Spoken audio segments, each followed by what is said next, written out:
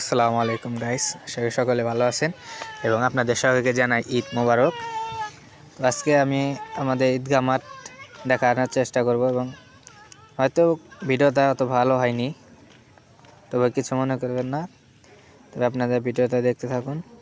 যে আমার ঈদগাহ মাঠে এবার বিশাল লাইটের ব্যবস্থা করা হয়েছে, আলোকসজ্জাটা ভালোই হয়েছে এবং অনেক দূর পর্যন্ত এই লাইটটা দেওয়া হয়েছে।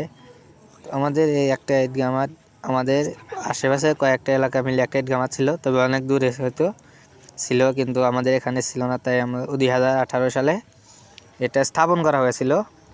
তবে ধীরে ধীরে ধীরে ধীরে আমাদের প্রকল্পের প্রচেষ্টায় আমাদের এই ঈদগাহ মাঠটা সম্পূর্ণ হয়েছে। তো আপনাদের ভিতরে দেখানোর চেষ্টা করছি। তো আপনারা দেখতে পাচ্ছেন যে আজকে অনেক কাজ করা হয়েছে। তো রাতে এখানে রাত বেশি হওয়ার কারণে